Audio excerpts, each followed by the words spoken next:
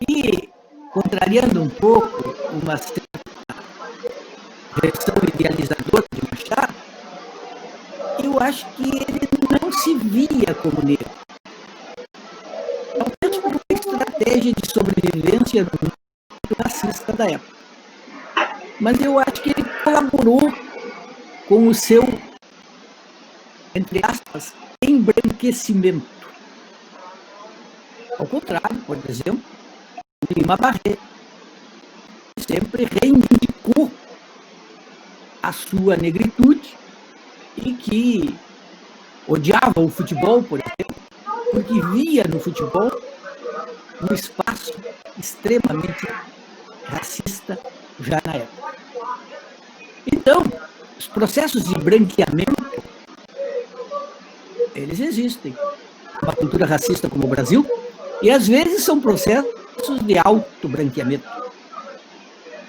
Bem, mas será que o personagem é um acusador? Que quer dizer a um negro que ele não se via como negro, que ele se branqueava, e que finalmente ele caiu na real, e se descobriu, se assumiu, se aceitou como negro?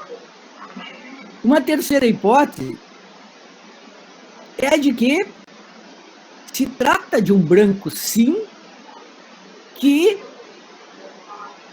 por um desejo de empatia, quer se colocar no lugar do negro para saber como é ser negro num mundo racista como o nosso.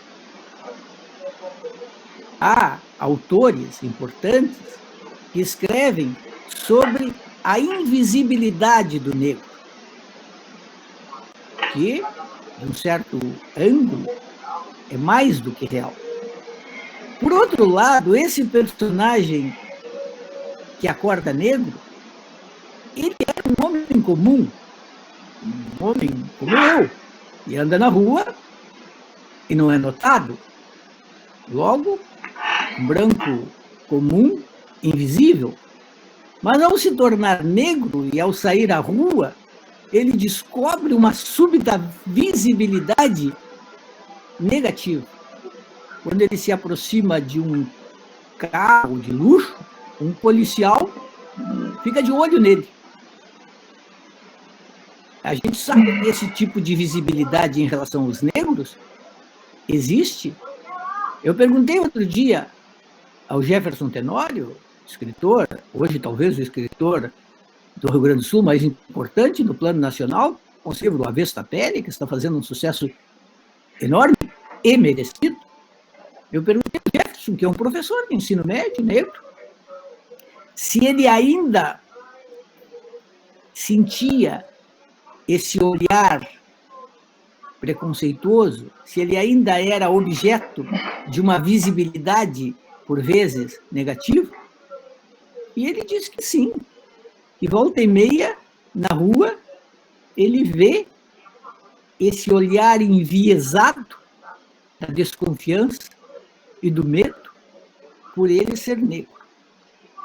E eu pergunto isso aos meus amigos negros, que são muitos, e eles também me dizem que constantemente eles são objeto desse tipo de visibilização.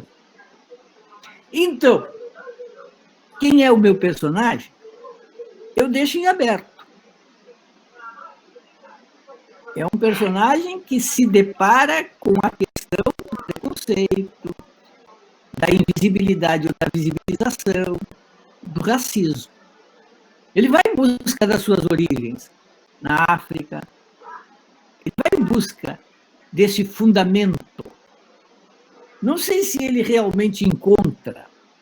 O que me interessou profundamente foi tematizar essa questão do preconceito que passa, ora, por origem, por traços fenotípicos, mas que passa fundamentalmente pela cor da pele, a ponto que hoje se usa esse termo colorismo, e que passa por questões fundamentais, sim, como lugar de fala.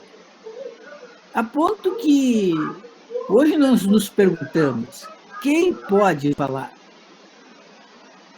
Como um dos editores, coordenador editorial do Caderno de Sábado, suplemento cultural do Correio do Povo, nós publicamos, neste último sábado, um artigo do secretário municipal da Cultura de Porto Alegre, Luciano Alabarce, diretor de teatro, branco, que coloca a seguinte pergunta: pode um branco ter consciência negra?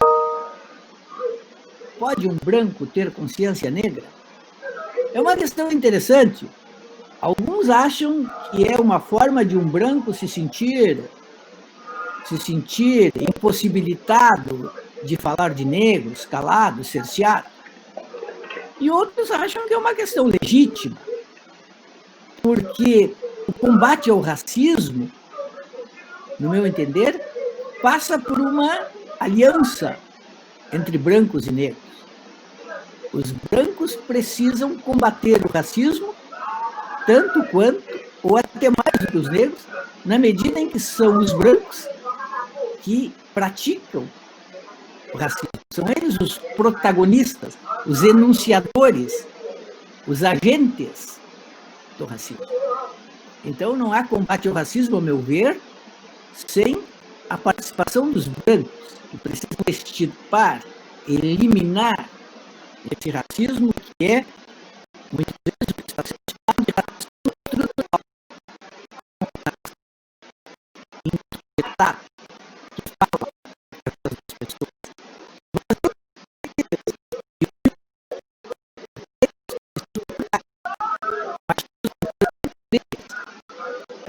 Agora, no episódio dessa maneira fé, estruturada e depois criada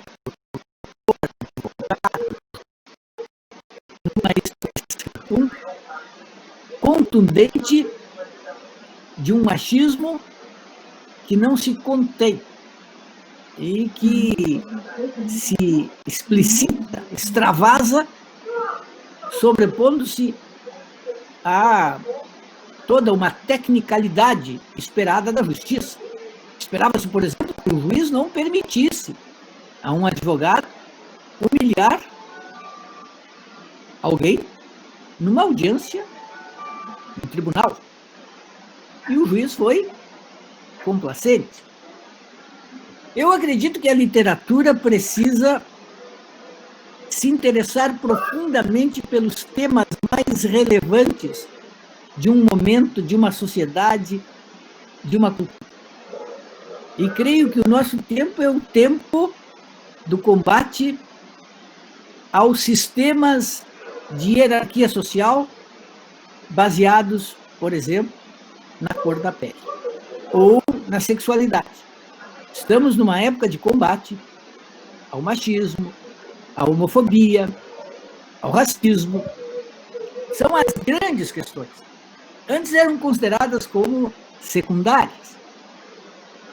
Ontem eu estava falando para juízes sobre o meu livro, esse, Raiz do Conservadorismo Brasileiro, sobre a abolição, e um aspecto interessante era o seguinte: quando se deu a abolição, os abolicionistas não eram necessariamente antirracistas. Muitos abolicionistas eram racistas. Eles achavam a abolição infame, mas nem todos achavam que negros e brancos fossem iguais. É assim. Complexo, contraditório, cruel. Alguns queriam eliminar a escravatura, mas não estabelecer uma relação de igualdade entre brancos e brancos, porque achavam que os brancos eram moral e intelectualmente superiores. Toda a retórica usada nos jornais para sustentar a importância de substituir a mão de obra escrava pela mão de obra branca dos imigrantes italianos, alemães, era uma retórica racista que dizia isso, eu coletei para o meu livro, que dizia isso todo o tempo. Não se inquietem não se incomodem. Vamos substituir uma mão de obra moral e intelectualmente inferior por uma mão de obra moral e intelectualmente superior. Isso está escrito. Resultado, temos esse paradoxo incrível. A abolição aumentou o racismo. Por quê? Se aboliu, mas tanto se disse que se estava libertando, quase por piedade, uma suposta raça inferior, isso se disseminou. A abolição não foi uma concessão da coroa, não foi um presente aos negros, foi uma conquista, uma ampla participação dos principais interessados. Mas ainda assim, houve, como se diz hoje, uma disputa de narrativas. E uma das narrativas era essa, de concessão ou de benefício cristão a seres que mereciam respeito e liberdade. E, embora, no entender desses que faziam essa narrativa, não tivessem a mesma condição moral e intelectual que os brancos. O problema da abolição foi o que fazer. Uma parte dos abolicionistas defendendo indenização aos escravizados, por exemplo, com a doação de parcelas de terra para que eles pudessem se implantar e produzir. Só que, na hora do bem bom, queriam dar terras nos confins da Amazônia, onde não haveria a menor condição de sobreviver, no contexto da época. E, de outra parte, os que defendiam indenização aos proprietários. Porque os proprietários de escravos, eles não se viam como praticantes de uma infâmia. Eles achavam que tinham escravos, como se dizia, expressão muito usada na época, tinham escravos de boa fé. A lei permitia, eles investiam, compravam e se sentiam lesados ao perder o capital. Então, queriam ser indenizados. Aceitavam até a abolição, mas queriam ser indenizados. Devemos lembrar que o escravo, ele era a base de tudo. Claro, ele produzia toda a riqueza. Os brancos praticamente não trabalhavam. E, além de tudo, o escravo era dado como garantia nos empréstimos ao Banco do Brasil, que permitiam, por exemplo, a produção de café. Então, o fim da abolição, altamente criticado por escritores brancos importantes como José de Alencar, era um processo que afetava a produção e as garantias para a obtenção de capital destinado à produção. Uma coisa deliciosa de fazer é ler a literatura da época para ver como se comportam, do ponto de vista do trabalho, os protagonistas. Eu reli recentemente os Contos Fluminenses do Machado de Assis. São contos publicados em 1878. Em nenhum dos contos se encontra um protagonista que trabalhe. Eles não trabalham. Eles vivem de rendas. Todos. E se vocês olharem os grandes protagonistas do Machado de Assis, os seus romances realistas, Quincas Borba, Brás Cuba, Bentinho, Conselheiro Aires, nenhum trabalho. Em geral, eles são velhos, ou já morreram, eles acumularam, de alguma maneira, fortuna, e eles não trabalham. Então, a gente até pode dizer que o Machado de Assis, grande escritor, genial escritor, ler Machado de Assis é sempre espetacular. Ele tem uma inteligência, uma capacidade de gerar efeitos, um humor, uma ironia, tudo que se sabe. Mas ele é o cronista das classes ociosas. Não tem nenhum protagonista do Machado de Assis que seja um negro ou escravo. Mesmo em contos posteriores à abolição, como Pai contra a Mãe, que é um conto de 1906, e que é a história de um homem que captura escravos, fugidos, mesmo essa história que tem um pouco mais de papel para negros, é uma história contada sobre o capitão do mato. O que a gente vê é uma longa história em que os brancos não trabalhavam, os negros tudo faziam, toda a construção da riqueza brasileira até determinado momento do século XIX foi feita pelos negros, depois veio a imigração e começa outro capítulo. Mas toda essa história foi uma história de enraizamento e disseminação de uma hierarquia social baseada, entre aspas, na raça, ou, na realidade, na cor da pele. O que estabeleceu complexo que as pessoas enriqueciam para sentir a origem desse preconceito. A construção foi recorrendo ao que hoje se chama de mídia. Neste livro, eu coloquei uma crônica que eu tirei do jornal A Província do Espírito Santo. Eu vou ler um pedacinho aqui para vocês, porque é incrível como se deu a consolidação do estereótipo, esse que se usa até hoje e que é base de grande parte dos preconceitos e insultos contra os negros. É um texto publicado em 11 de setembro de 1887 no jornal A Província de São Pedro. Ou seja, menos de um ano antes da abolição. Se chama A Lenda da Criação do Preto, capa do jornal. A Lenda da Criação do Preto.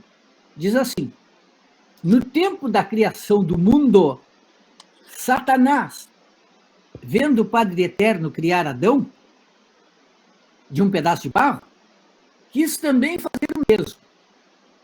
Pegou num pedaço de argila, deu-lhe as mesmas voltas que vira dar-lhe Deus e depois insuflou-lhe a vida num sopro.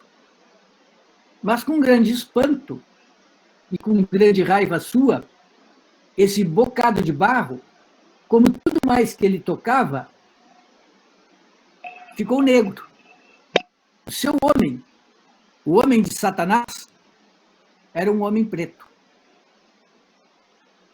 Ali ao pé, corria límpido e transparente o branco rio Jordão. Satanás teve uma ideia: lavar o seu homem para lhe tirar a negrura. E Satanás pegou nele pela cintura, como se pega num cachorro, e mergulhou no rio. Mas as águas do Jordão afastaram-se imediatamente, enojadas com aquela negrura. E o homem de Satã, o primeiro negro, apenas mergulhou os pés e as mãos no lodo. E por isso só as palmas das mãos e dos pés ficaram brancas. Furioso com o seu desastre, Satanás perdeu a cabeça e pespegou um famoso murro na cara do seu negro, que lhe achatou o nariz e lhe fez inchar os lábios. O desgraçado preto pediu misericórdia e Satanás passado o primeiro momento de fúria, compreendendo que, no fim das contas, o negro não tinha culpa de ser assim, teve dó dele. Arrependeu-se, de repente, do seu gênio e acariciou, passando-lhe a mão pela cabeça. Mas a mão do diabo queima tudo em que toca. Crestou o cabelo do negro, como se os seus dedos fossem ferro de frisar. E foi daí que o preto ficou com carapinho. E termina assim. Olhem a expressão que nos sugere um cruzamento cultural complexo e mesmo paradoxal. Termina assim. Se não é vero, reticência. E nós conhecemos essa expressão. Se não é vero, é bene trovato. Se não é verdade, é bem achado. O que isso nos indica? Para onde isso nos leva? Podemos entender isso como uma matriz do preconceito, destilado, disseminado, apresentado nos jornais, contado, lido, passado adiante, introjetado. Imaginem numa sociedade altamente religiosa, como a sociedade brasileira do século XX, dizer que o branco é criado por Deus e o negro é criado pelo diabo. Qual é a repercussão disso? Como cala? Como reproduz o preconceito? Como estimula? Como legitima? Como consagra? Então, eu tenho a impressão que não nos livramos disso ainda hoje. Vemos nos estádios de futebol, vemos por toda parte. O Lima Barreto, eu falei para vocês, não gostava de futebol. Ele via no futebol, na época, a expressão do preconceito. Tem um jornal argentino de um momento em que o Brasil vai à Argentina jogar contra os argentinos. E os jornais colocam em manchete, capa de jornal, chegaram os macaquitos. Isso era possível. E, de certa maneira, alguns que criticam o politicamente correto ainda gostariam que fosse possível hoje, achando que é mimimi se manifestar contra isso e aquilo. Por que não pode, num estádio de futebol, entre aspas, carinhosamente, de brincadeira, chamar alguém de negão, de crioulo, de macaco? Estamos revendo ou vivendo uma batalha também no campo da linguagem para mudar a linguagem que fere, que humilha, que reproduz, que atualiza, que renova o preconceito. É também aí, para usar de outra maneira a expressão, uma guerra cultural. E que incomoda muito, porque altera o sistema de hierarquia social. Teria sido muito bom se fosse possível fazer isso espontaneamente. Aos poucos, a sociedade perceberia seus preconceitos e os eliminaria. Não funciona assim em lugar nenhum. Só funciona à base de pé na porta. Pé na porta são, por exemplo, as cotas. Sem elas,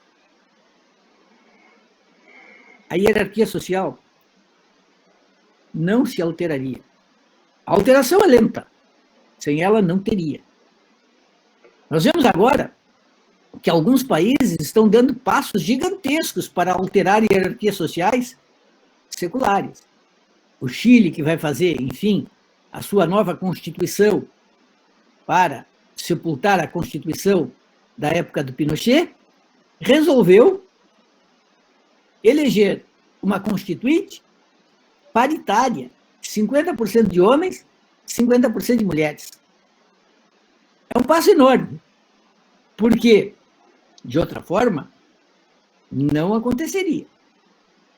Mesmo aqui no Brasil, em que se adotou para esta eleição medidas interessantes, como em relação à distribuição do fundo partidário, que deveria ser paritário com os negros, o que se vê é que estão inventando 1000 maneiras de burlar. Tem mais candidaturas, mas o dinheiro não está chegando como deveria. O que nos indica tudo isso? E encaminho aqui para o final, para a gente poder conversar. O que nos indica tudo isso? A resistência à incrível plasticidade do racismo no Brasil. Ele toma 1000 formas para permanecer. Formas de moldagem para se infiltrar, fazer de conta que não é, adotar expressões. Ele se reinventa, se renova, se atualiza e persiste. Assim, eu creio que a transformação está acontecendo de maneira vagarosa, mas ela está acontecendo. Estamos vivendo um fenômeno interessante. Nunca editoras grandes, como a Companhia das Letras, todavia, nunca grandes editoras tinham dado tanto espaço para a literatura feita por negros. Por um lado, isso é fantástico. Finalmente há espaço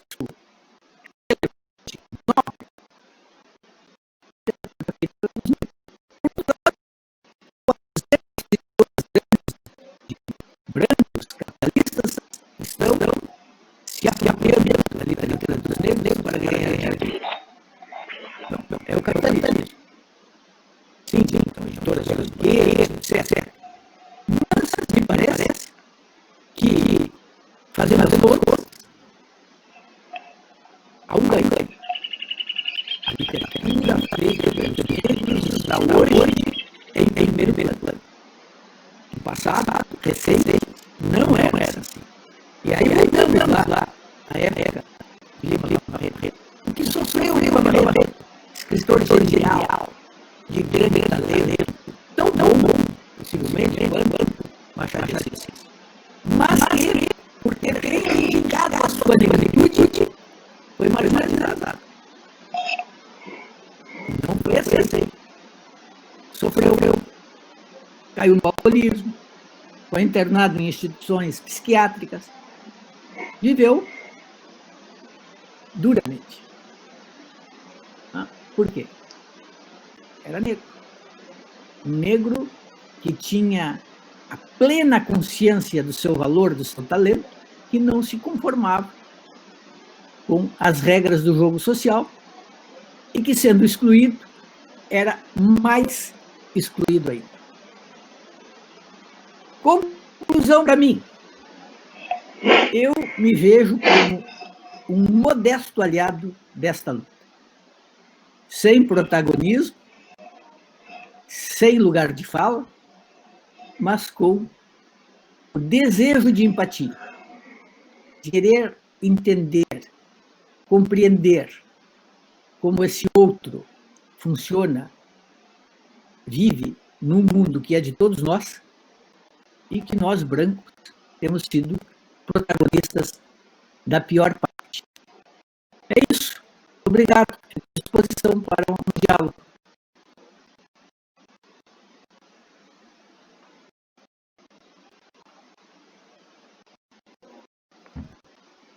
Bom, obrigado.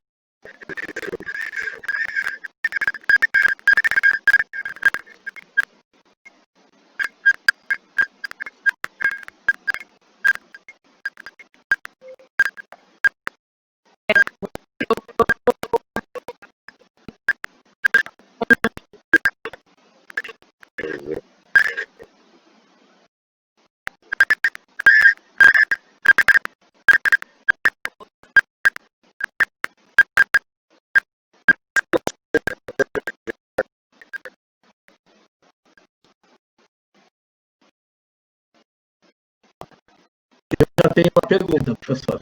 Posso começar?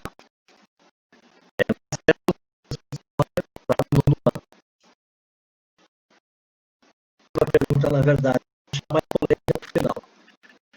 O senhor conseguiu encontrar procurei colega, não consegui,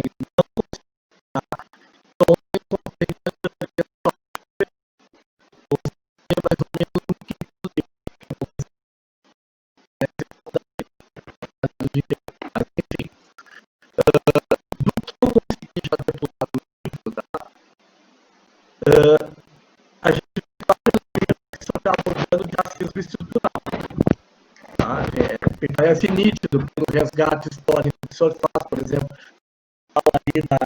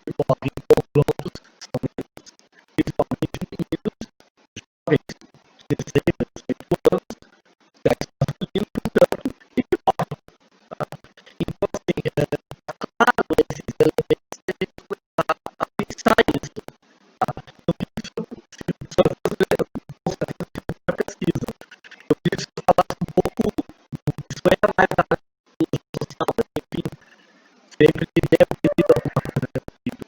A questão desses elementos do racismo estrutural e que o indivíduo e dessa não negativa dele que existe na situação, a não percepção dele que existe esse racismo estrutural. Preciso falar um pouco sobre isso.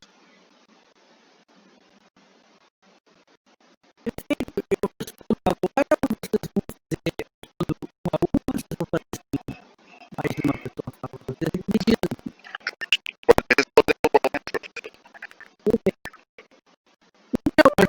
Muito obrigado pela leitura e pelas observações.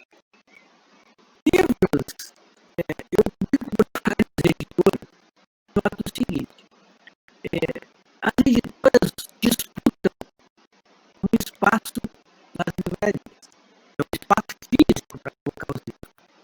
E as editoras de Rio São Paulo, Companhia das Letras, Civilização Brasileira, esse livro aqui, Raiz do Conservadorismo, é da Civilização Brasileira, que é do Grupo Record. É uma das maiores editoras brasileiras. Eles têm mais espaço nas livrarias. Eles praticamente controlam uma parte desse espaço do livro para entrar outro. E as livrarias livrarias, as editoras, aqui, como aqui, fazem um trabalho gigantesco, mas não têm essa capacidade de ocupar espaço nas livrarias. Então é mais difícil encontrar os livros nesses espaços. Resultado, hoje o mais fácil de encontrar livros, como eu acordei, é direto no site da editora. Porque as livrarias ficam mais voltadas para aqueles livros das médias editoras e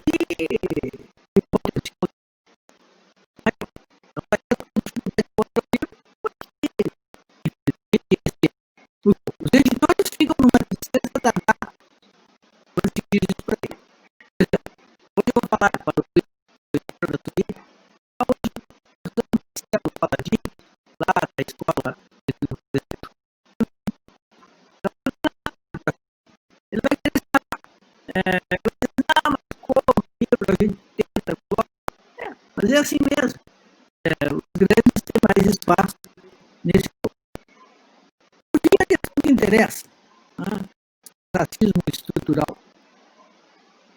Eu acredito que nada é aleatório. Para usar uma velha expressão, com alguma legislação, mas para usar essa expressão, era lá o filósofo marxista Louis Althusser, existem aparelhos ideológicos.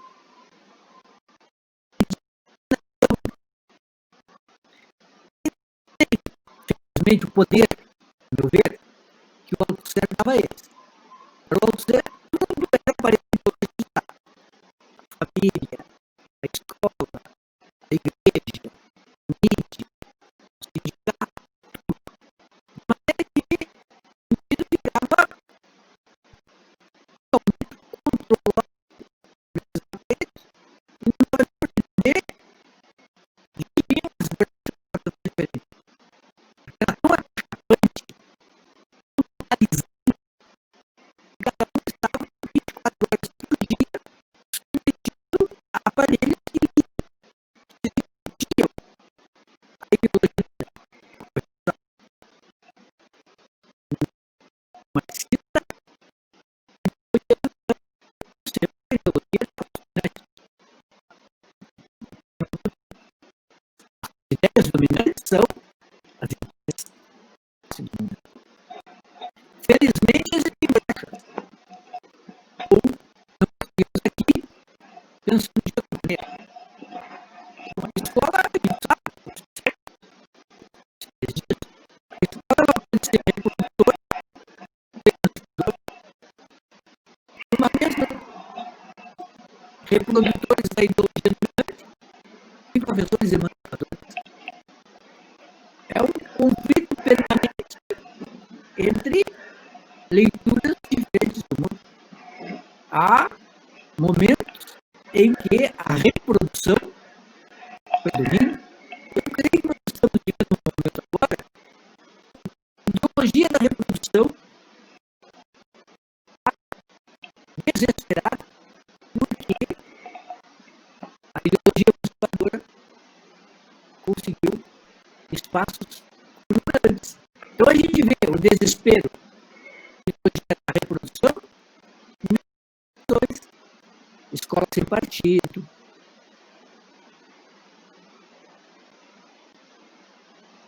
do sistema de hierarquia social, mostrando o seu desespero por estar perdendo espaço, querendo recuperar esse espaço. A meu ver, o racismo, ele capitalizou a sociedade através desses aparelhos de reprodução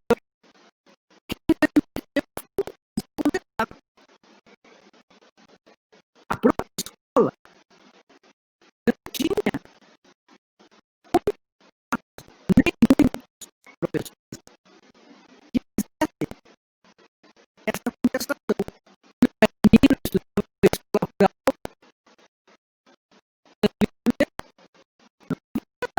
espaço para discussão do que hoje nós chamamos de bullying, nem racismo, nem homofobia, havia um espaço de imaginação incontestável. Então, tudo isso se eternizava.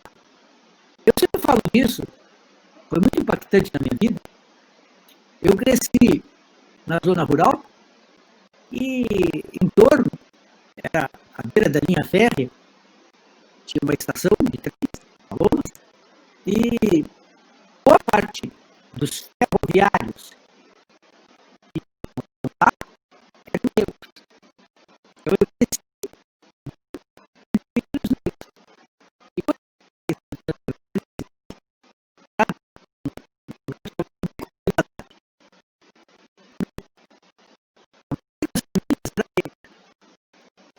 nós éramos a família branca dos negros.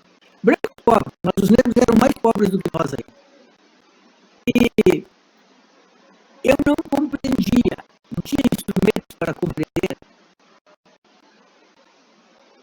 o distanciamento que ia se aprofundando. Daqui a pouco eu fui para uma escola privada, uma bolsa, uma escola marista, depois para a escola as freiras teresianas, era considerada a melhor escola da cidade, meio com uma bolsa. E os meus amigos negros da rua, com quem eu vivia, jogava, passava os dias, eles não conseguiram. Eles foram ficando para trás, nesse processo de escolarização. E eu me perguntava por quê. Normalmente as explicações eram explicações psicologizantes, voluntaristas, mas eles não se esforçaram.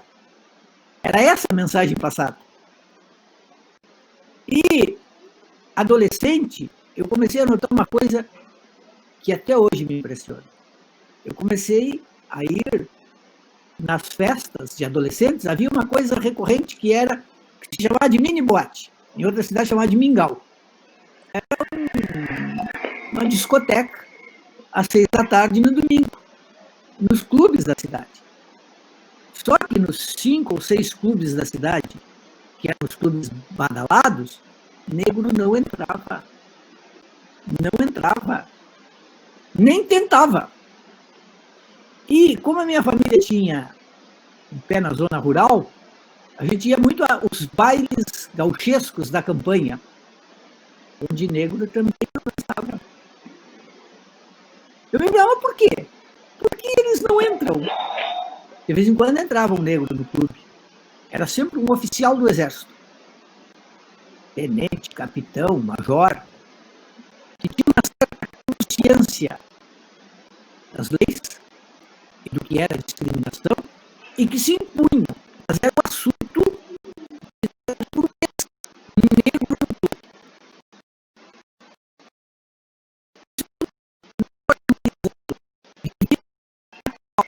Reproduzido, disciplinado. Escola, clube. Em algum momento, a informação foi chegando. E a percepção foi se alterando.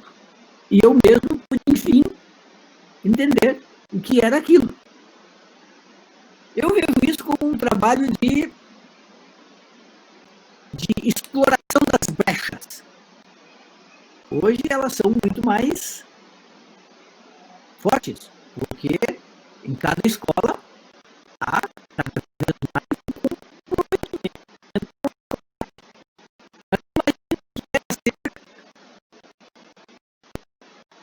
Numa escola do Rio Grande do Sul, em 1970, na verdade, é uma espécie de imaginária crueldade que era aceita.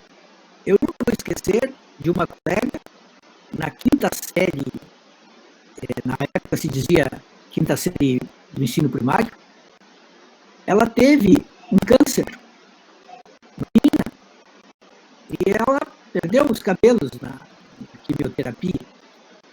Ela tinha muita vergonha de estar sem cabelo e usava um tipo de, não sei como é que chamava, lá em Livramento chamavam de papirus. Era uma, como é que chamam? Uma coisa na cabeça. Turbante. Não era um turbante, era uma não era um turbante, era uma coisa assim, ó, que ficava parecendo um astronauta. E ela era chamada de astronauta. Ela era objeto de todas as chacotas. E ninguém dizia nada. Às vezes, quando era insuportável, alguém dizia, pare de implicar com a menina. Ou eu dizia a ela, por que tu não te defendes? Então, era um sistema perverso de crueldade que me faz pensar na crueldade essa do tribunal lá com a Marina Ferrer. Uns diriam os outros, isso era aceitável. Imagina se vocês permitiriam isso hoje na escola.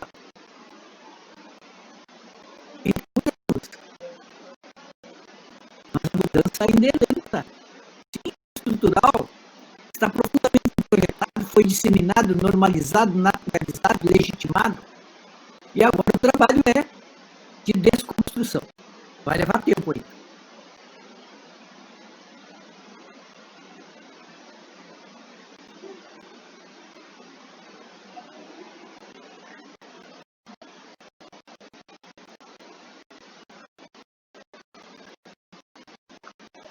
Próxima pergunta. Marcelo, tem perguntas?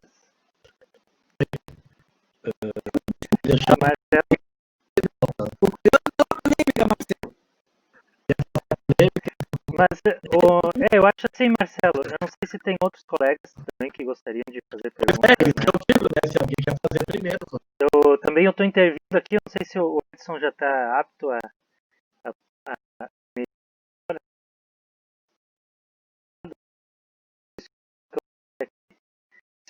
Mas,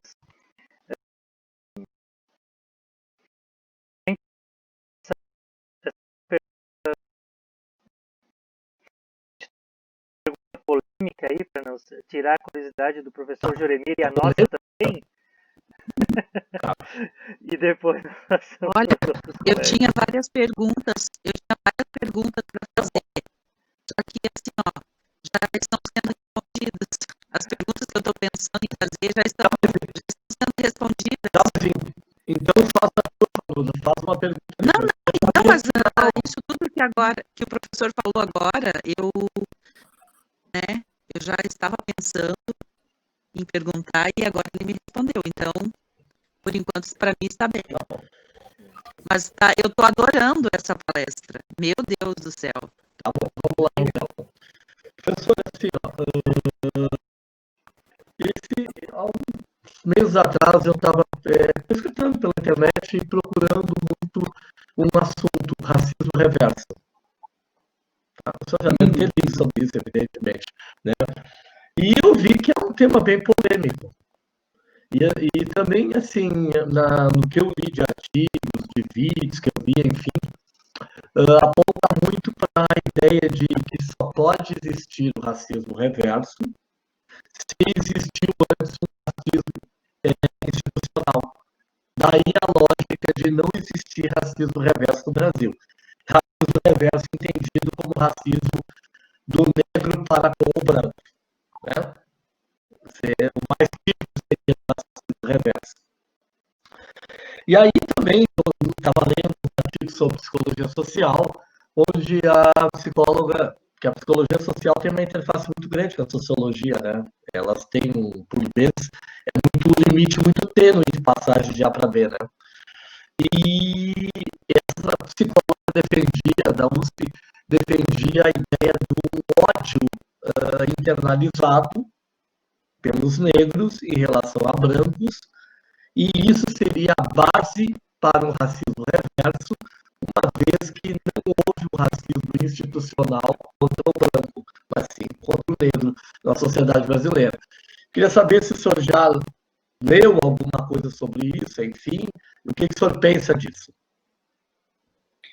Olha, a pergunta é boa, eu li muito sobre isso, até escrevi sobre isso no Correio do Povo neste sábado.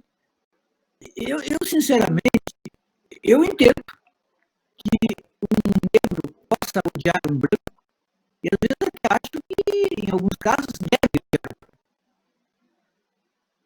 Eu sempre me perguntei, nesse livro sobre raízes do conservadorismo brasileiro, uma das perguntas que eu fiz, para as quais não tenho como encontrar a resposta definitiva, era: porque os negros, durante a escravidão, não mataram todos os seus senhores. Teve uma parte da população, assim, existe o que alguns, eu não me lembro o nome do historiador, não lembro se é Paulo, enfim, não me lembro sinceramente o nome do historiador, eles não chamam de resistência passiva.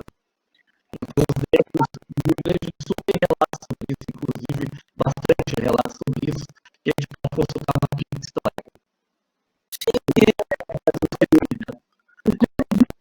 O Clóvis Moura é um grande intelectual, historiador, eu li muito, e existiram muitas formas de resistência, muitas rebeliões, assassinatos, e até suicídios. Existiam aqueles que se mataram para escapar da escravidão. Então, as formas de Mais especificamente, professor, sobre a questão dos assassinatos. Então, ele fala da questão de uma escrava doceira em Pelotas que morria a vida e voltava a comida dos senhores. Outra que foi envenenando toda a família, assim por diante. Como um ato de resistência passiva, que se declarava como enfim, mas quando ela, por exemplo, ela seria uma resistência ativa. Mas, claro que isso não era tão disseminado, porque a gente poderia entender pela população, mas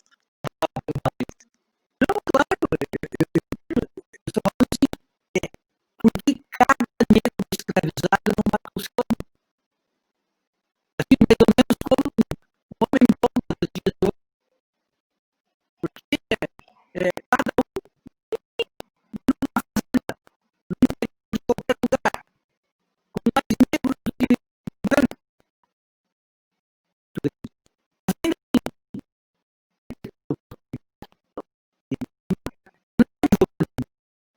Eu não sou contra a violência, mas estou pensando nesse contexto. Eu creio que havia muitas coisas. Um vitalismo muito forte, um desejo de viver, o medo que foi disseminado através de uma repressão sempre brutal, e também ideologia, conhecimento de que esse tipo de ato não era legítimo. O jornal A Redenção foi um jornal muito importante, abolicionista, do Antônio Bento, em São Paulo, era um jornal que defendia que todo assassinato de um senhor por um escravo devia ser visto pela justiça como legítima defesa. Mas é óbvio que não era visto assim. Então, essa é uma questão que se coloca. Eu não acredito em racismo reverso. Eu não acho que exista racismo reverso. Eu acho que o racismo reverso é um argumento inventado para tentar culpabilizar o objeto do racismo e transformá-lo no racista. É uma questão mais ou menos um comportamento do heterossexual que agride aquele que é acima. Dizendo assim, agora nós todos temos que ser gays. Vamos ser obrigados a ser gays. Ninguém vai ser obrigado a ser gay. E não me parece realmente que haja um racismo evidente de negros contra brancos. Pode ser que isso exista como algo estatisticamente marginal. Eu me lembro assim, quando eu jogava futebol, havia pessoas que diziam assim, entre a gurizada que jogava futebol com a gente, tinha muito meu amigo, que era o alemão. Ele era chamado de alemão. Então, alguém vinha e dizia, mas quando vocês o chamam de alemão, não é racismo. Agora, quando vocês chamam o outro de negão, é racismo. A diferença de chamar alguém de alemão e chamar alguém de negão é historicamente gigantesca. Mesmo conteúdo simbólico. Parece que tem mais preconceito. Ainda assim, não me parece que seja da mesma magnitude de carga. Todo o processo histórico deve chamar de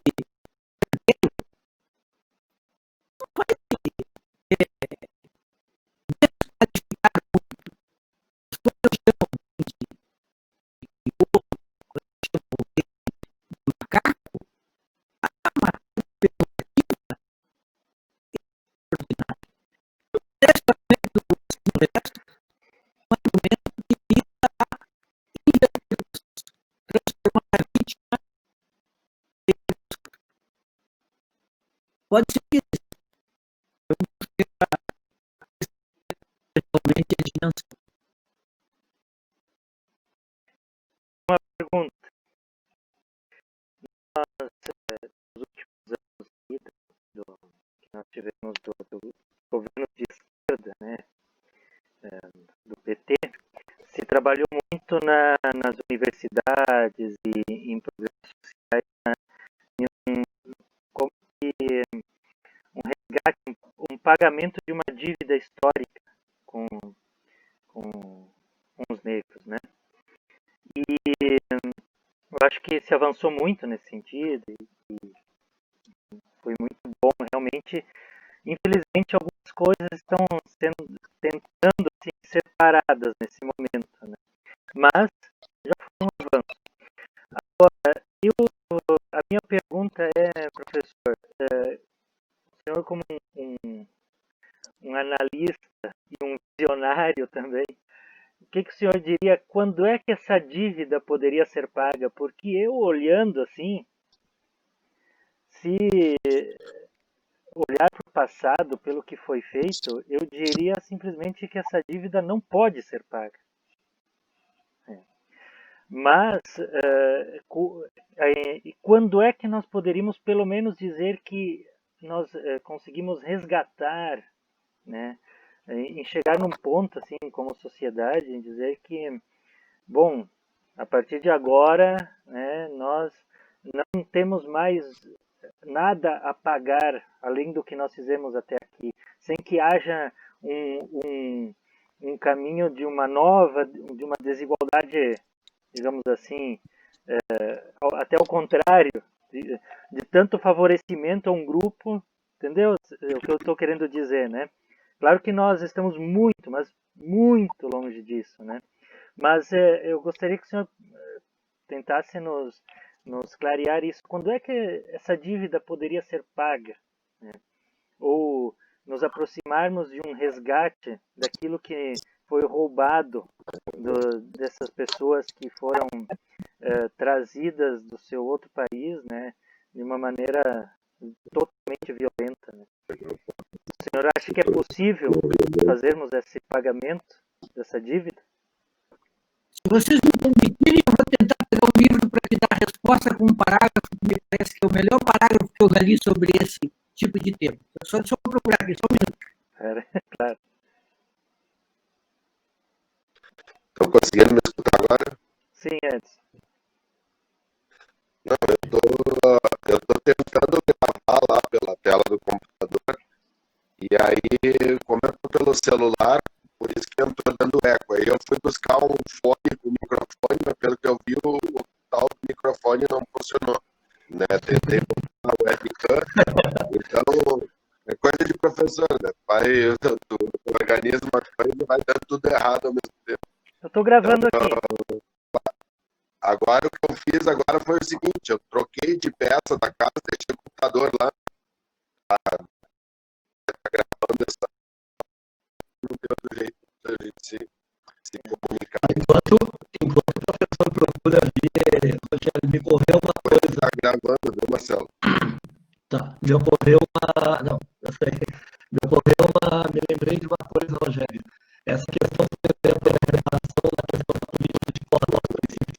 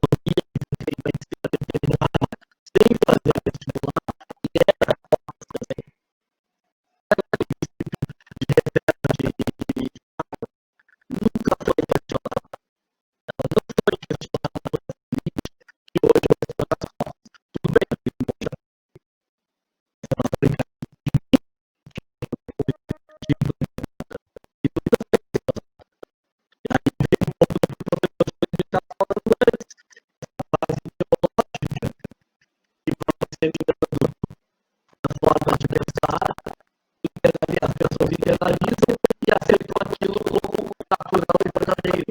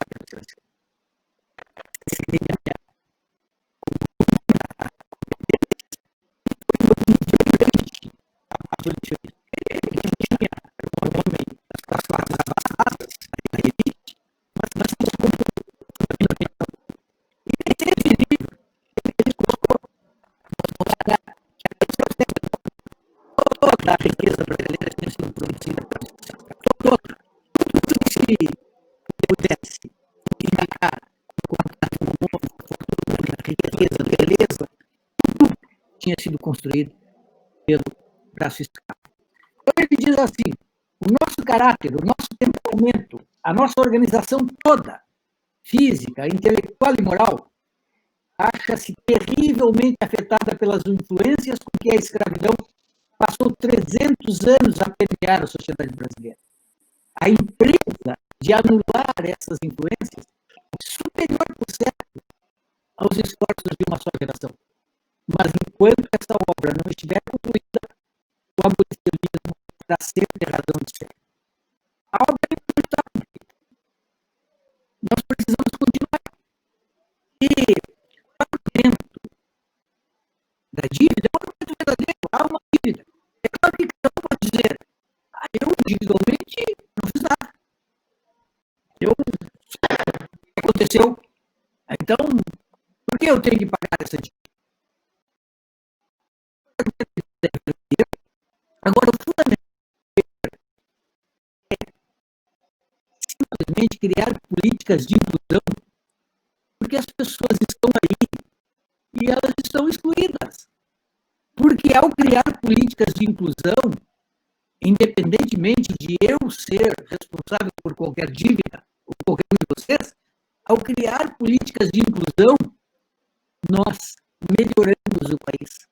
E damos oportunidades a pessoas que têm direito a essas oportunidades.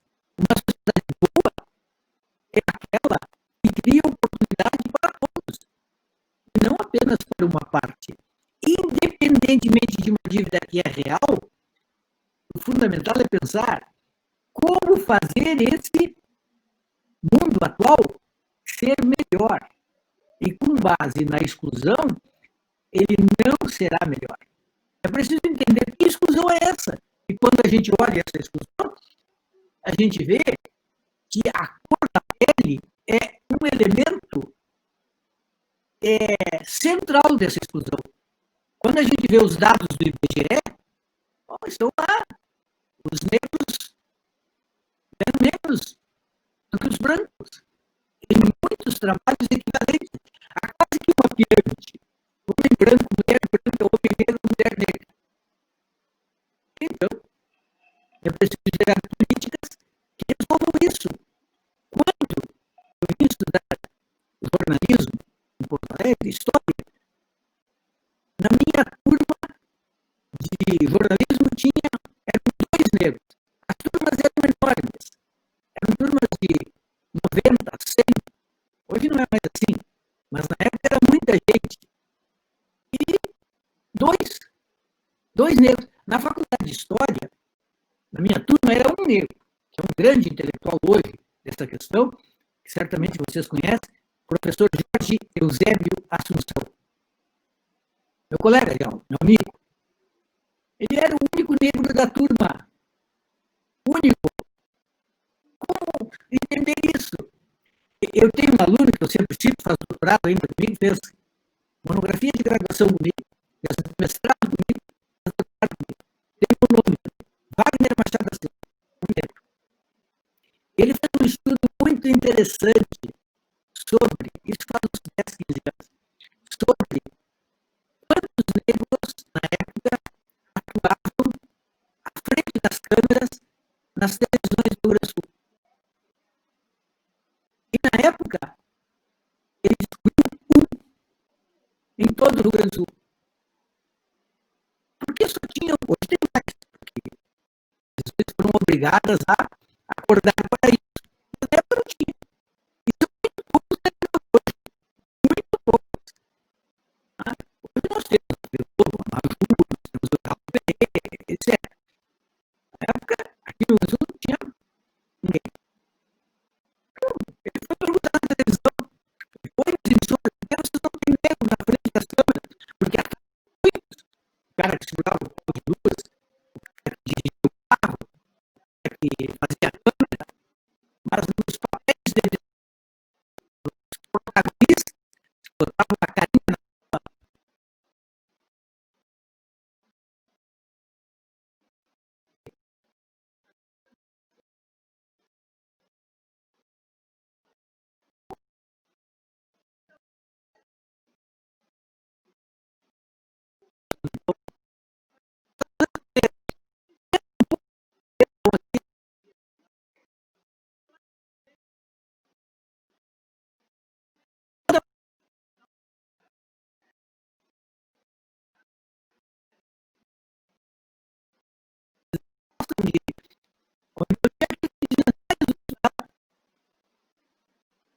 E a questão, mais uma vez, é estrutural. Eles se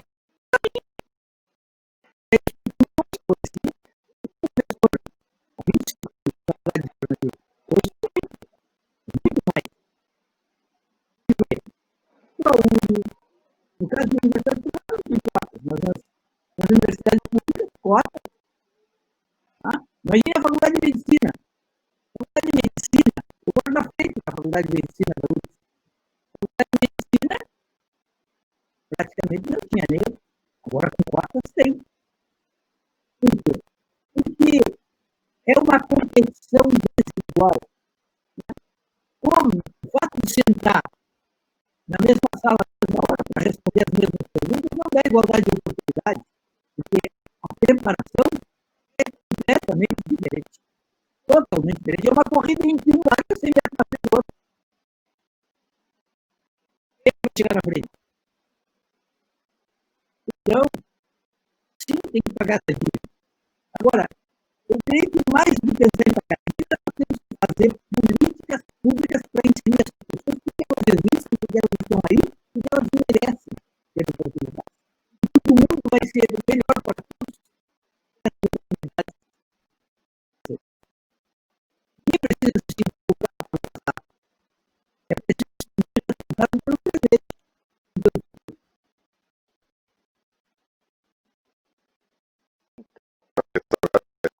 Não, só como exemplo, né, professor, nos anos 2005 a 2010 eu trabalhei numa escola particular em Porto Alegre e era uma escola de mais de 1.000 alunos, uma das 10 escolas assim com mais importância assim particular em Porto Alegre. E eu me lembro muito bem que era algo que me impressionava muito, assim, porque eu não estou exagerando de maneira nenhuma, não existiam mais que 10 negros na escola, alunos. E desses 10, metade eram filhos de jogadores do Internacional. Então, o que claro que ali há uma ascensão social, né, relacionada ao esporte, né? Mas realmente, assim, e aí a gente sabe, né, que esses cursos de mais badalados, né, socialmente, acabam que são mais difíceis de entrar. Então, um jovem que estudou lá no ensino médio, onde ele também, a gente sabe que muitos deles desistem, né, ele vai ter muita dificuldade de entrar num curso, até mesmo de jornalismo, né, e de medicina, né. Então, eu acho que realmente eu acredito que passa por uma questão de um esforço, né, social, mas uma conscientização, né, pessoal também, né? Então acho que esses dois caminhos, né, porque não adianta só nós fazermos um esforço social se não houver uma conscientização pessoal, né? Que eu acredito que o fato de ter havido os programas sociais que houveram nos últimos anos fez com que houve uma movimentação de consciência e uma agressão de consciências até, né?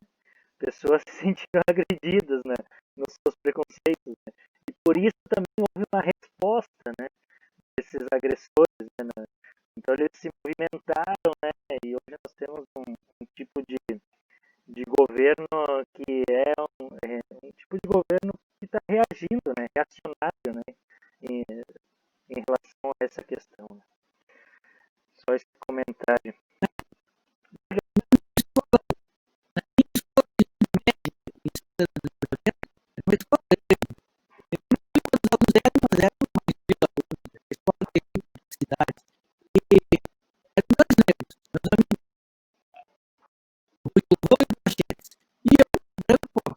Obviamente que nós éramos, houve uma atração automática. Nós éramos os diferentes da escola.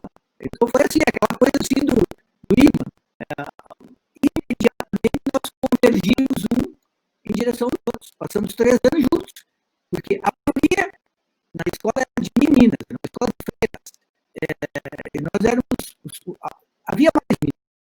Na nossa turma nós éramos os únicos, os 3. E além de tudo nós éramos e 2 eram negros. Então, o nosso imaginário nos aproximava. E isso era um pouco assim a fotografia daquela sociedade. Uma sociedade, ali no caso, dos brancos ricos.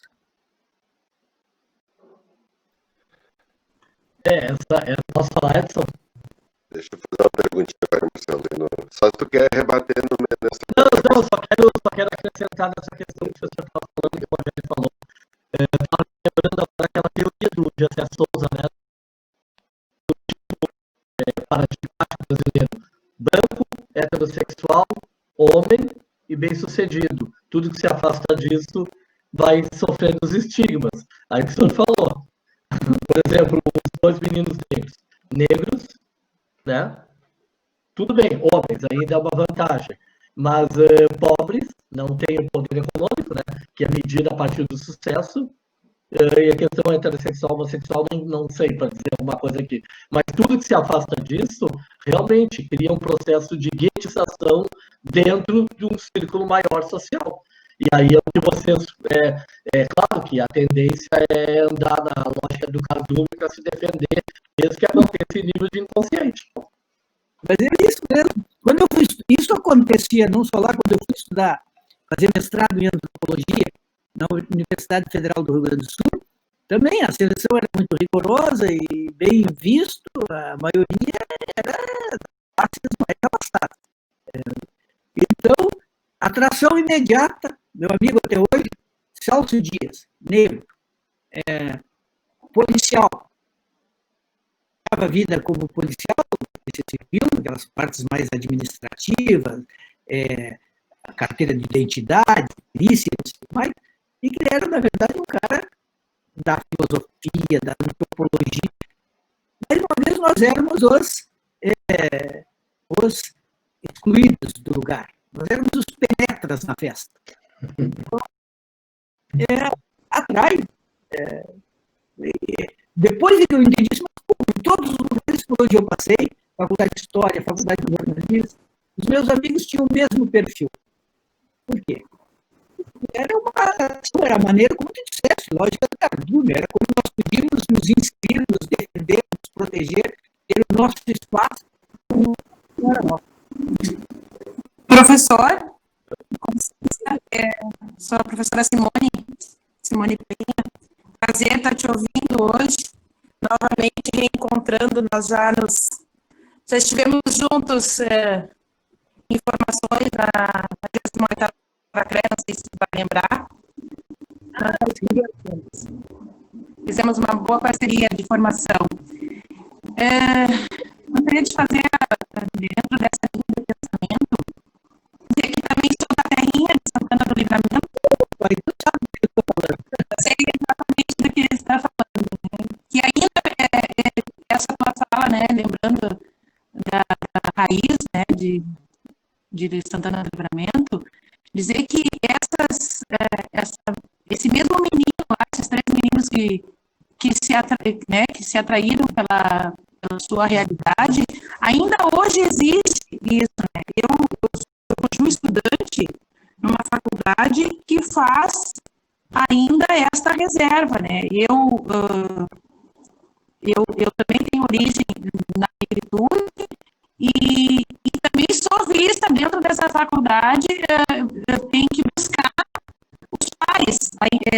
Há uma exclusão social permanente em alguns espaços.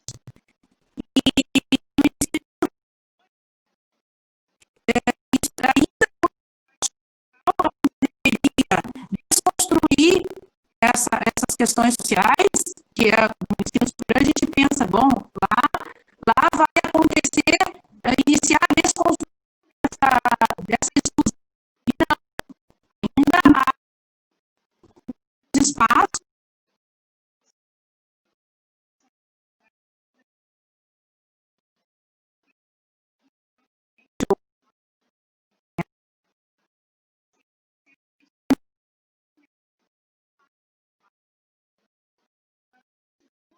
também acontece. Não por nós, talvez, os formadores, os professores, né, educadores, mas também para a própria questão social, enquanto pais e mães que vivem, que são excluídos socialmente, não têm trabalho, a falta de, as dificuldades, enfim, todas as questões sociais que estão aí postas, essa criança vai parar na escola e não se enxerga bem como pertencente, e a escola, por vezes, não consegue dar conta disso. Então, eu percebo que há um caminho muito grande para nós reafirmarmos ou buscar incluir novamente, né? E esse é um assunto que eu permanentemente faz parte também das minhas pesquisas, dos meus estudos também. Muito grata pela sua obra, tá? Muito grata mesmo. Prazer te ver. Obrigado, Simone. E quando eu falo de livramento, eu falo porque a minha experiência é concreta.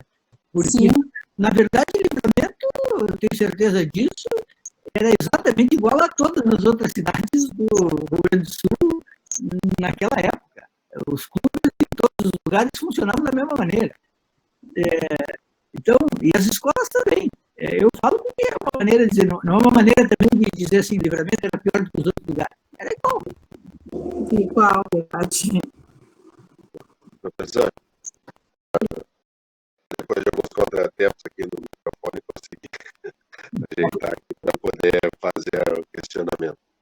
Tem uma série de coisas que o senhor comentaste aí na palestra, acho que seriam, né, dignas aí do nosso debate, mas me chamou a atenção um pouco essa questão da escola, aí, quando o senhor falou dessa questão dialética aí que acontece, né, justamente desses conflitos aí em cada espaço que nós temos.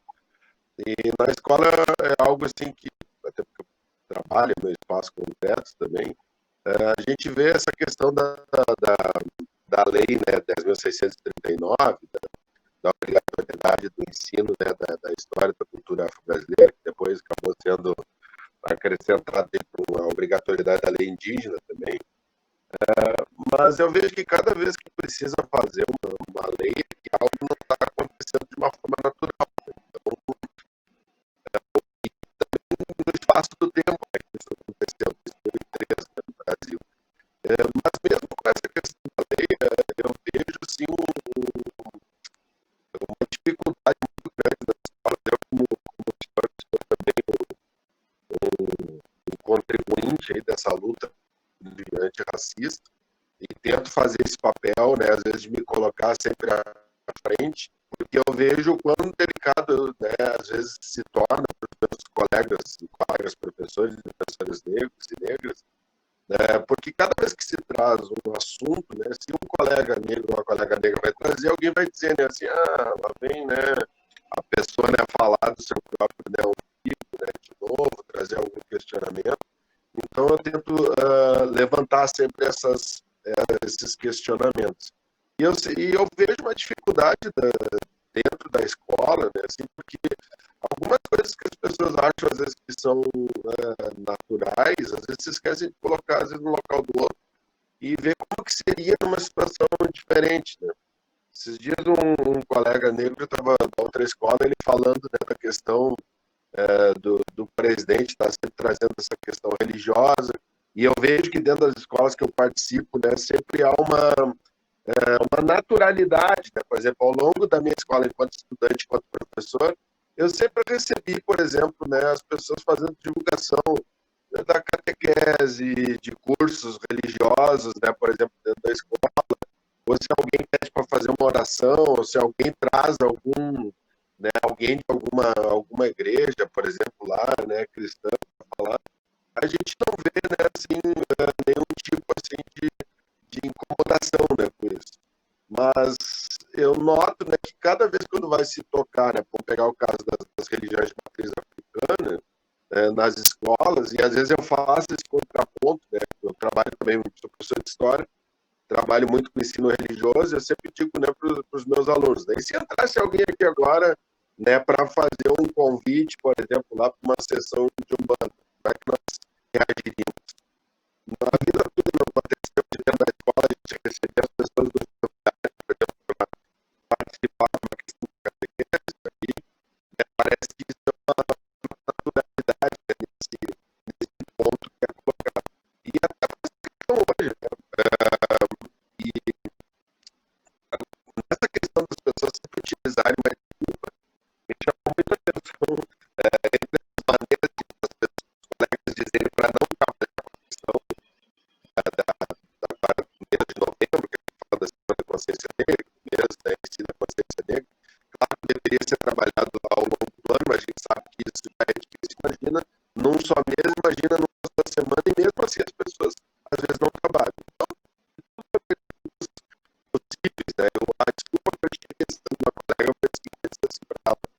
E o que tu vais trabalhar, né? A questão da semana da consciência negra, tu sabe,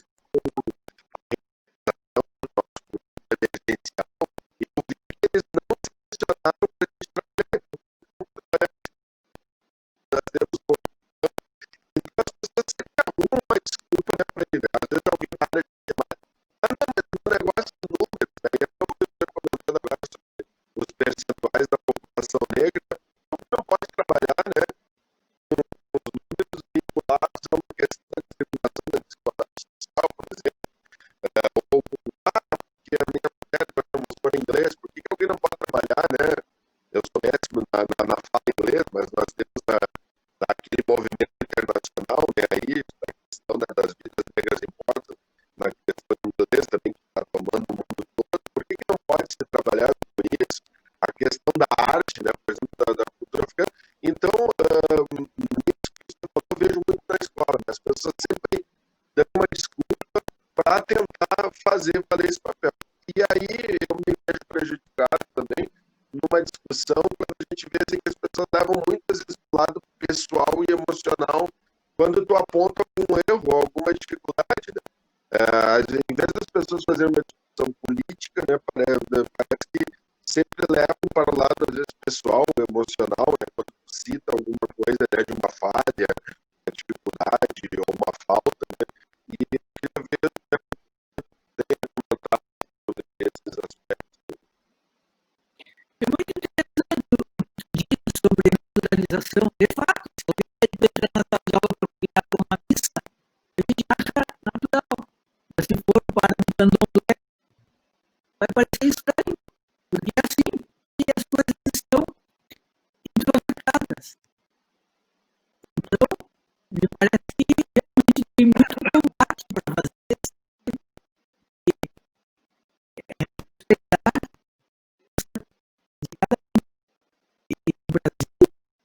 tivemos períodos de muita intolerância, períodos de mais tolerância, e nós vivemos de novo um período de certa intolerância com determinadas crenças.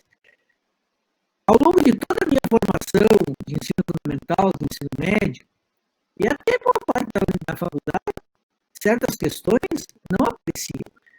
Onde eu tive os primeiros contatos com professores e intelectuais que de fato tematizavam esse tipo de questão foi em curso pré-vestibular, foi no universitário. Os professores de história, professor que já faleceu, que era com um grande amigo meu, o Caio, foi diretor do Arquivo Histórico de Porto Alegre, Caio Carneiro, Luiz Carlos Carneiro. Esse foi um cara que foi uma iluminação. Chegou lá e começou a falar de coisas que nunca tinham aparecido na escola. E eles faziam palestras com pessoas que, por exemplo, Décio Freitas, outra pessoa que se tornou um grande amigo meu, e o Décio Freitas foi fazer uma palestra, ele falou para nós assim de coisas sobre zumbi e tudo mais. E nunca ninguém tinha falado em sala de aula, nunca ninguém tinha tematizado. Então, o cursinho pré-vestibular, para mim, foi um momento de iluminação. Como eu fiz o cursinho, eu vim para Porto Alegre, fiz o cursinho para entrar na faculdade de Direito, então eu acabei fazendo para entrar na faculdade de Jornalismo para entrar na faculdade de Direito.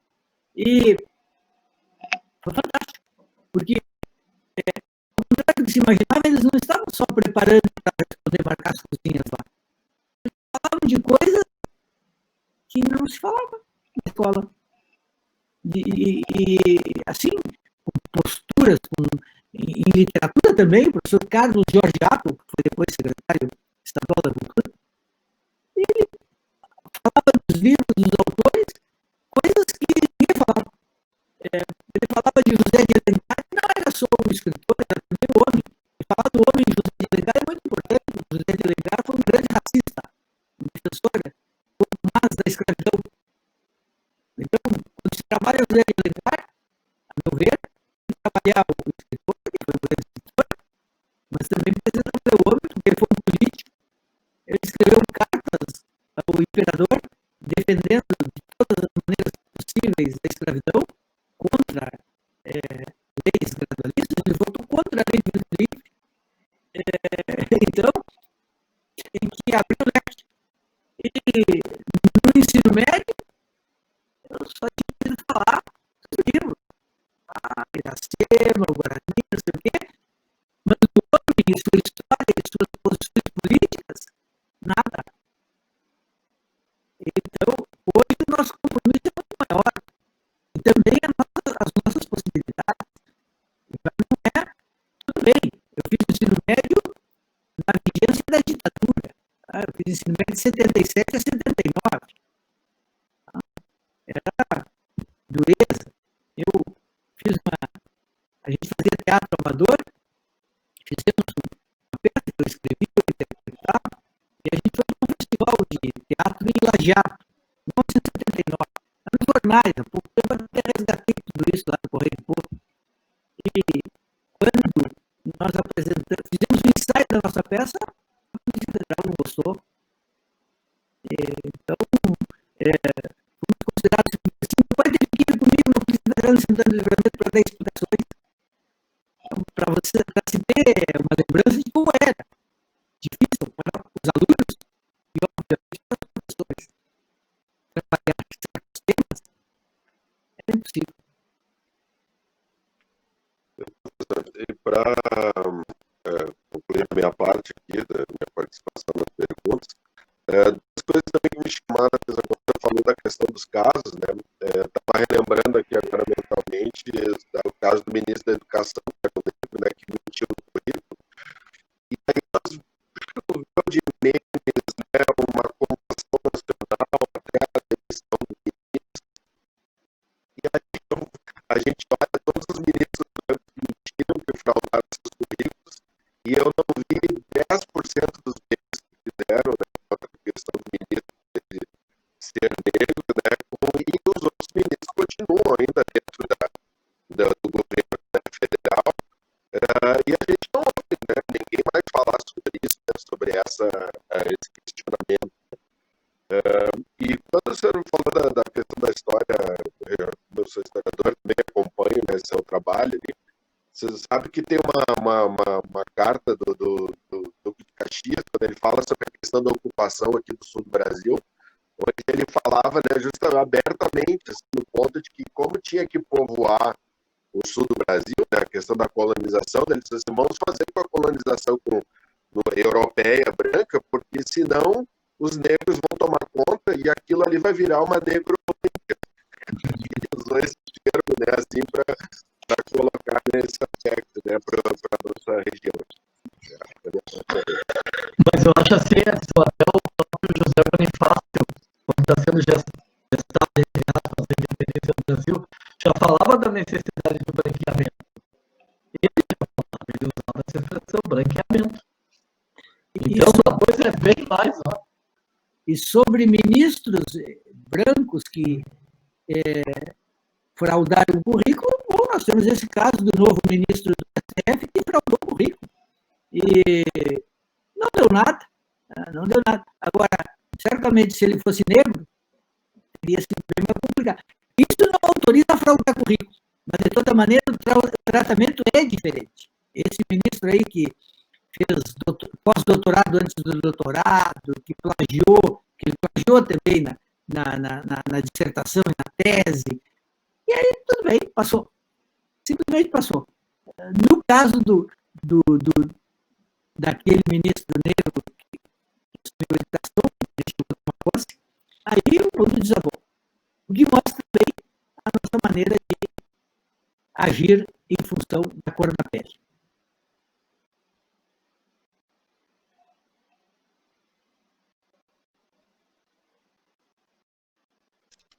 Marcelo, mas alguém tem algum questionamento aí?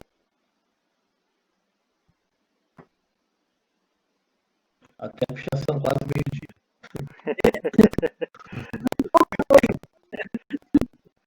Eu gostaria de falar, eu concordo com a minha querida Helena, e assim, só estando dentro da pele, você quer ser negro no país. Neste país.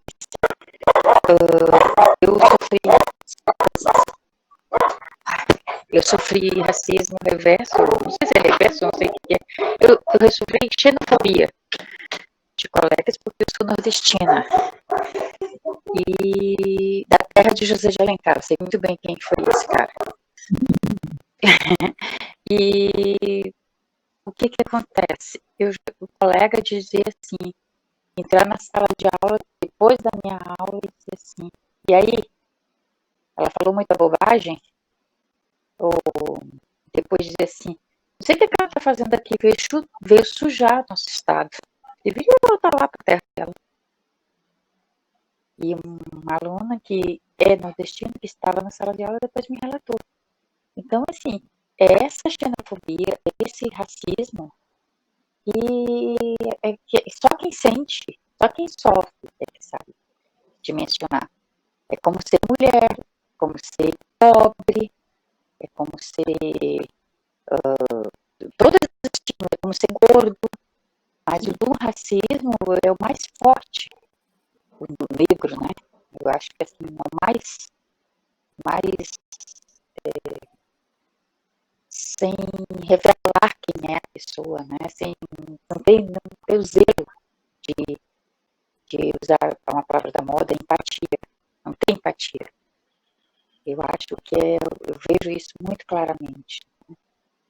Eu tenho uma grande admiração pelo teu trabalho, Júlio, eu te acompanho tuas crônicas, te acompanhava nas rádios, inclusive no futebol.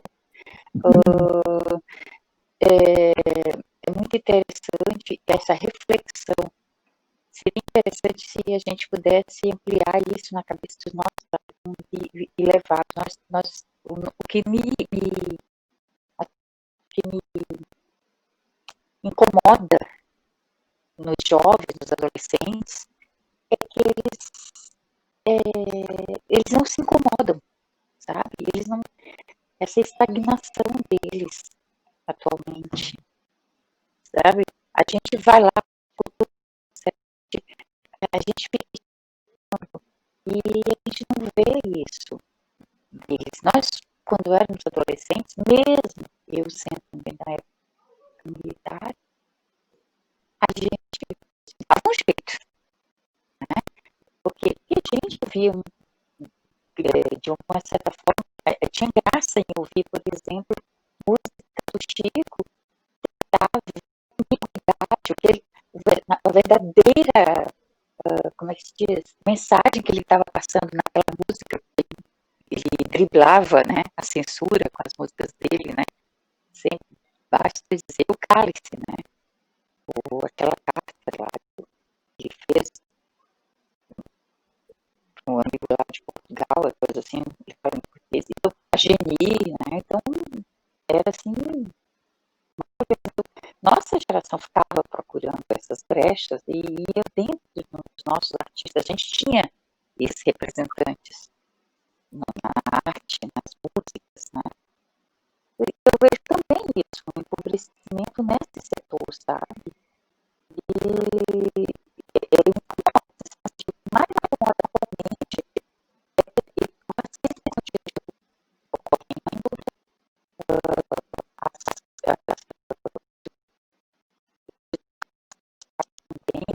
mas eu não vejo o jovem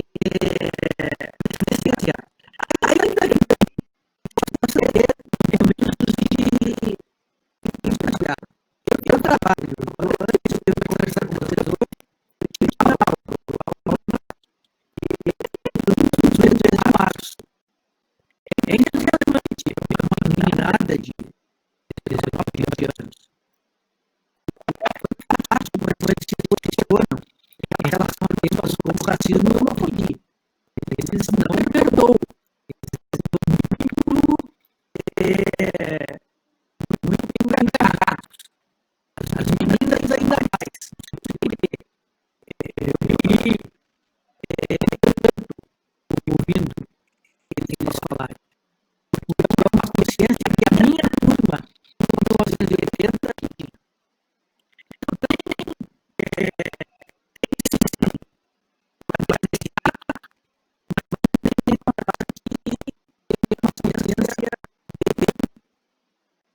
intensa.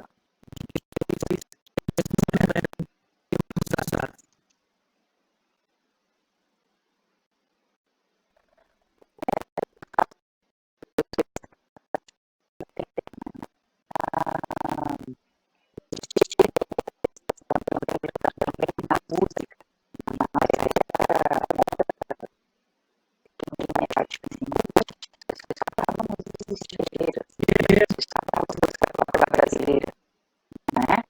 E depois dava de vontade a considerar o grosso, isso, frequentava as igrejas, né? Então, depois disso, também, nesses últimos anos, eu esqueci se modificar. Agora, eu comecei a achar que assim,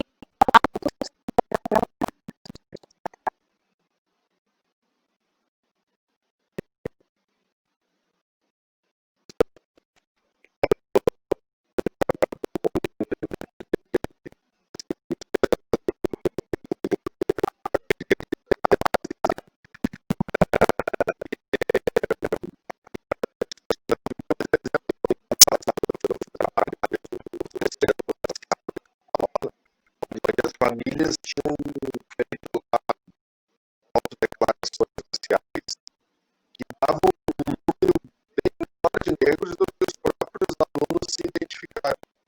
Depois, quando a gente teve a oportunidade de uma reunião, nós tivemos turmas que chegou a dobrar o número de negros a partir dos relatos dos alunos.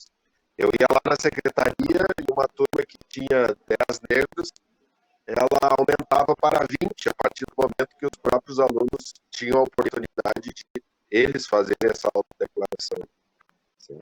Foi uma grande manhã, obrigado por tudo, vou deixar para o diretor aí fazer o encerramento oficial aí da nossa escola aí com o senhor.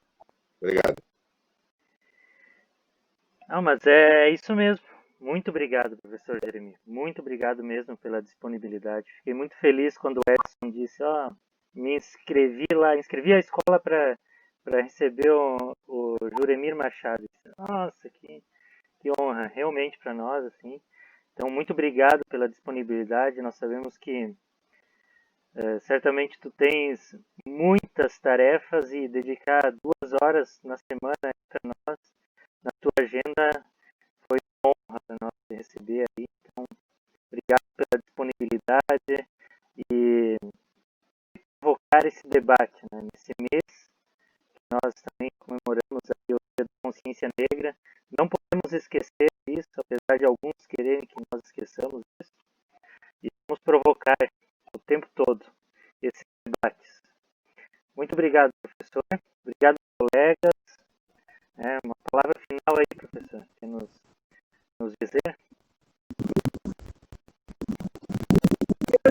Muito a vocês, foi uma experiência bem agradável, gostei muito de conversar, de ouvir as observações, as perguntas. Foi uma manhã bem aproveitada. Muito obrigado realmente pelo convite e pela disposição. Espero que depois da pandemia a gente possa ter um encontro presencial e inclusive com os alunos. Professor Jeremias, uma honra te encontrar. Muito feliz de saber que hoje teve esse encontro. Eu estou indo para a escola aqui e poderia fazer o professor Jeremias, fiquei muito honrada mesmo de encontrar uma pessoa que eu gosto muito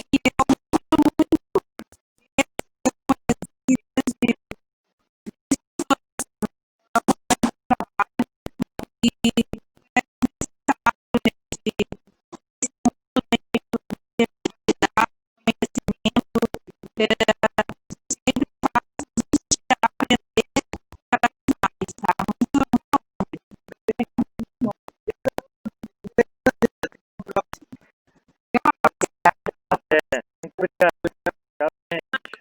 professor.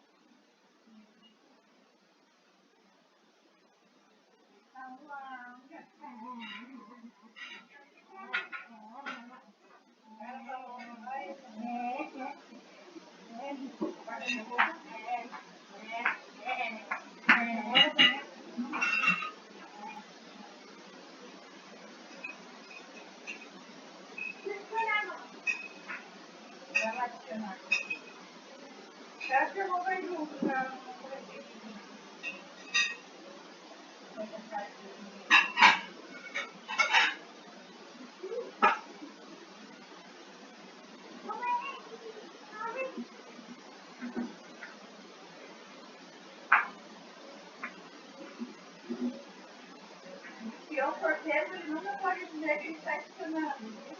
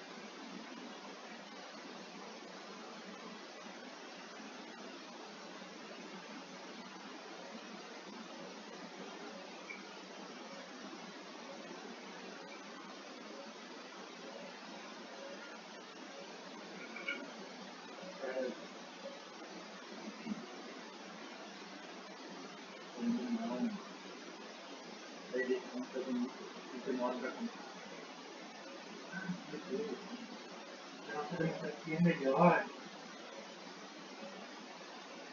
O que nós fizemos uma democracia, uma eleição? Eles fazem plebiscito sobre várias coisas. O povo escolhe, decide.